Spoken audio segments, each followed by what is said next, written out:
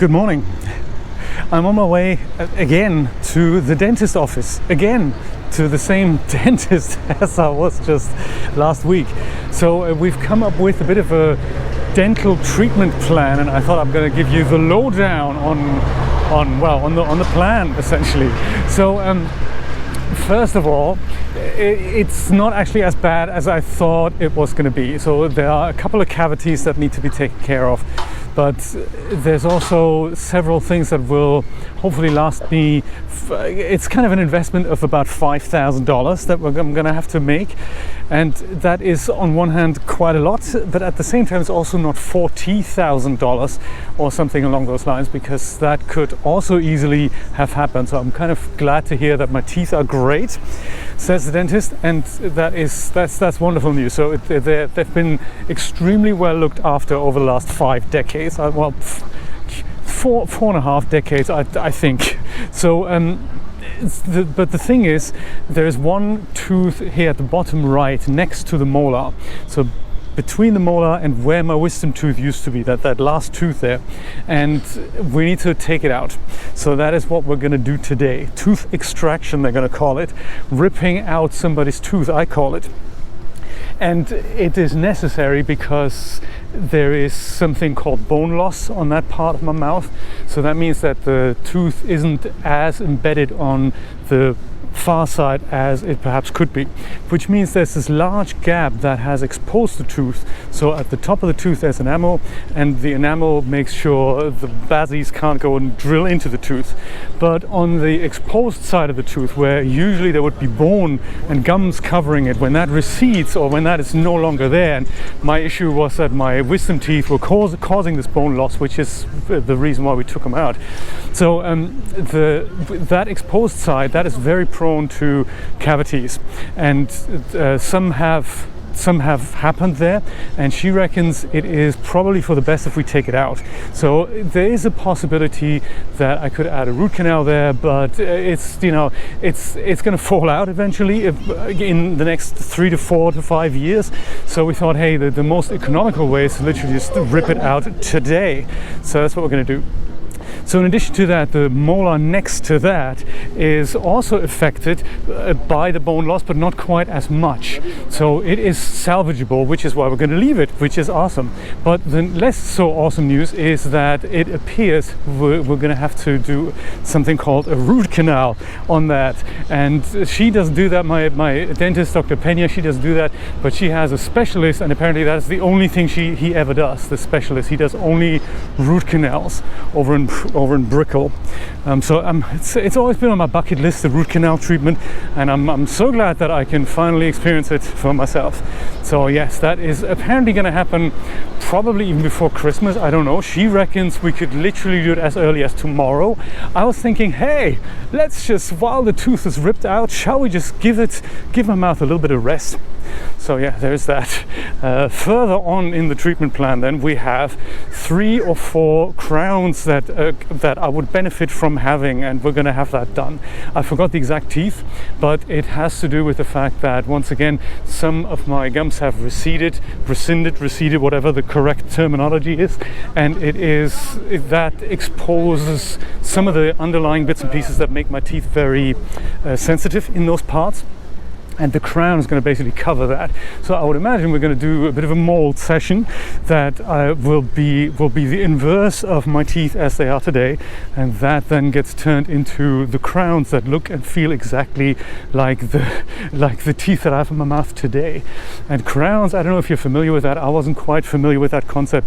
It's just like they sand the tooth down and then put a kind of a cap on it that doesn't go just on the top but also on the sides. So it'll also cover the sides of these teeth, and hopefully that's going to set me up for the next decade or so. That is the plan. So in addition to that, this is not quite all. In addition to that, there's also an old amalgam filling that I have at the top left, like here, and that's been there for 15 years, and eventually we want to take it out and replace it. But I don't think so. That's not something that's urgent, but it's something that we want to do as part of this whole approach to Jay's better tooth health. So yeah, that is all coming up. And today is going to be the first treatment session. So I reckon it's going to be a mold of my mouth for making the crowns a reality and extracting this tooth. And then on the next appointment, that's going to be with the specialist who does the root canal on the molar next to that. And once that is done, we need to do a deep clean, and then the crowns are getting fitted.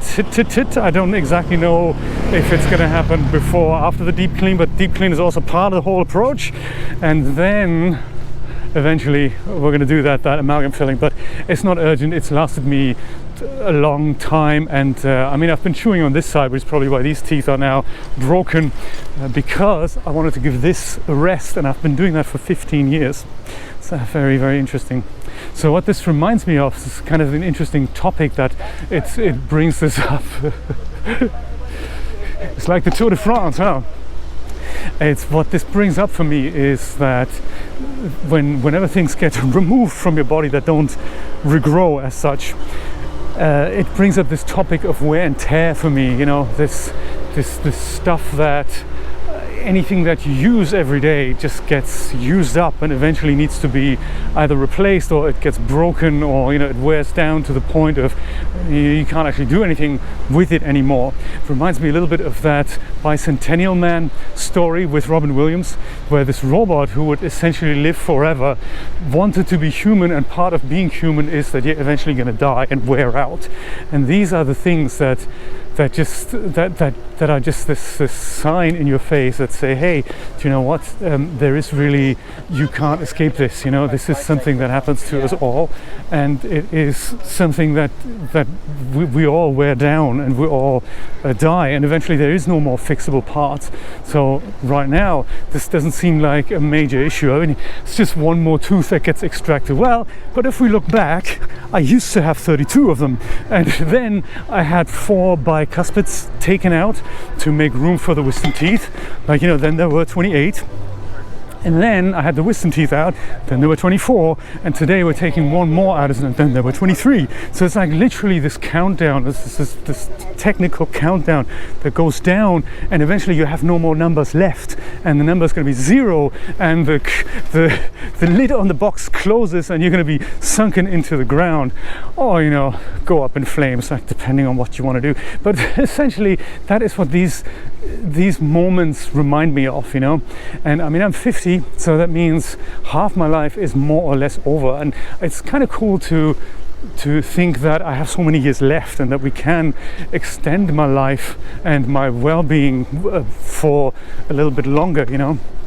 Like a few years ago, I was thinking, well, 50 isn't exactly a number that I'm gonna experience as such as age. So this is already, everything here is bonus. So I'm not sad or anything about it. I'm kind of happy that finally we're taking charge and taking care of this. But nevertheless, it does remind you, hey, things are finite here, which then brings up another interesting point, and that is that we're going to have to go and remember that we must not waste time with shit. That is really, really important, because of this finite number. Filling your life with crap that makes you unhappy is an unwise choice, because it means you would make yourself unhappy. And why would you want to do that? You only have a finite amount of time, and if ever there is this big judgment day that people keep talking about in the scripture and all that you're you know, meted by your maker, and he says, so how were the last 60, 70, 80 years? And you said, you know, mainly shit, because I was sad and depressed. And he goes, you know what? That's totally down to you, man. Why did you do that? Why did you choose to live a life like that? Why didn't you choose to live a life of happiness?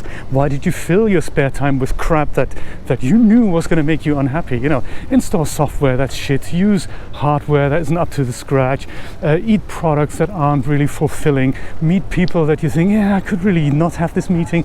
Don't do these things. This is very, very, very important, because you don't have a lot of time to waste on those types of moments. So I suppose my tooth extraction reminds me of that. I'll have another update for you once that first part of the treatment is over, and I will let you know how it all goes. Stay tuned.